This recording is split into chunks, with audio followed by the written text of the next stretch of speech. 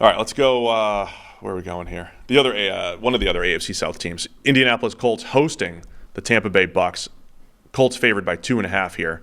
By the way, just to wrap up the Jags-Texans game, it is absolutely first place on the line here. Jags are 7-3, Texans are 6-4. Mm-hmm. If the Texans win, obviously they'll have the sweep, the tiebreaker, but they'll be sitting atop the AFC South over the Jags. Now, Tampa Bay Bucks at the Indianapolis Colts. Colts favored by 2.5 here. As we mentioned earlier, Bucks sitting at 4-6 in the wide open NFC South. The Colts 5-5 in the AFC South still have a chance to make a little bit of a run here. Colts are another interesting team with Gardner Minshew under center. What are you looking for in this one? This was another game that jumped out as a weird line to me. Like Indianapolis being favored by 2.5 against a team that isn't bad. I mean, okay, they just lost the Buccaneers, that is, to San Francisco, and it wasn't that close, but like they fought in that game. That wasn't, a blowout against what when the 49ers are on their game, they look as good as any team in the NFL, and Tampa Bay at least gave them a game. So I was kind of surprised to see the Colts favored against them. I think that's I don't know. I think the Bucs are a better team than that. Yeah, I think there's elements of the Bucs' strengths that can attack the Colts' weaknesses here as well. I've highlighted the Colts' outside cornerbacks and kind of the team building decisions there. They went with very inexperienced corners, low round draft picks, and undrafted free agents out at cornerback. Their outside corners have the 5th highest EPA allowed, and you have Mike Evans and Chris Godwin. Baker Mayfield throwing the ball outside the numbers pretty well to those guys. So I think Evans and Godwin have a chance to have a lot of success here against the Colts. The throws that Baker made last week against the Niners, though, he kept throwing the ball in the middle of the field, hitting linebackers and safety. That is where the strength of Indy's defense has been. And so that'll be interesting, too. I think the Bucs can attack outside. Yeah. The way with their strengths, with their two receivers. And, they've been getting Trey Palmer in the mix and everything. If he can come down with some of those big plays. So I think Tampa Bay has a chance for success here.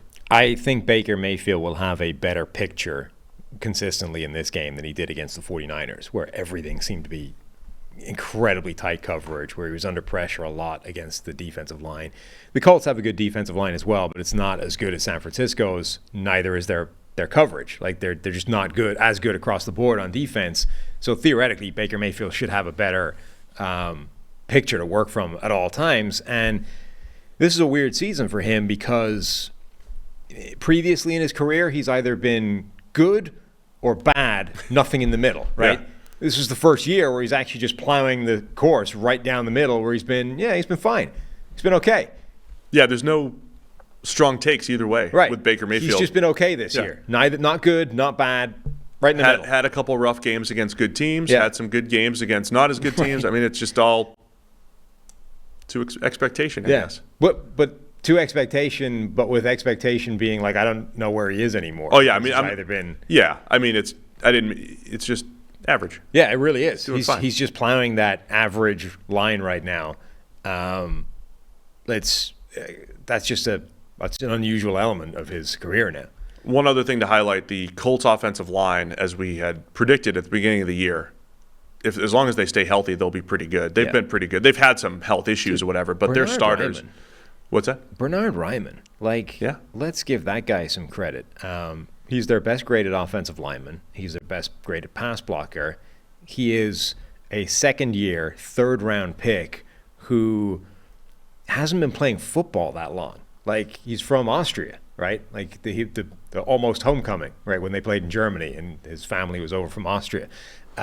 This is a guy whose football career is not that old, but what exists of it has been an incredibly steep and quick ascent from playing to playing incredibly well, both at college and now the NFL level. Like, he looks good and has barely played the game.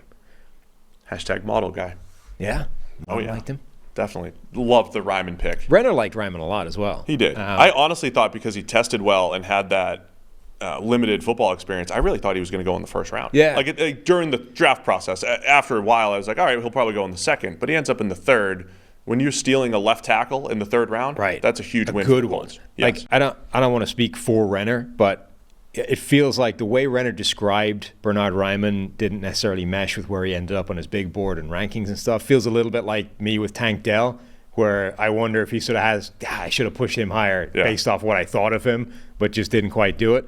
Like Renner talked him up a lot, and then he looks fantastic. I just want to, that Colts offensive line playing pretty well across the board, going up against this Bucs defensive front. It's been very good against the run. I think that'll be a fun battle to watch in this one. So, Colts by 2.5.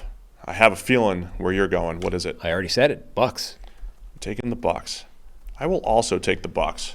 Though it is it's 2.5 point underdogs. Did you see poor Jim Irsay talking about how he's been the victim of prejudice? I did see that, and I knew you'd appreciate that. Look, so he says because of his DUI arrest back in 2014, the line is, quote, "I'm prejudiced against because I'm a rich white billionaire." And look, if anyone, as you know, if anyone is inside the head of billionaires, it's me. It's you. It's well known that billionaires cannot catch a break in today's life, right? Particularly hereditary ones, right? You just can't. You lurch from one unfortunate mishap to another. You empathize with this. I empathize deeply with it. You just cannot get lucky in any way, shape, or form. And this is just one more area in life where Jim Irsay has been screwed. Now hand me my mint julep. Damn it, we need that hot button. That's why we need to. We need to add that in. Juleps.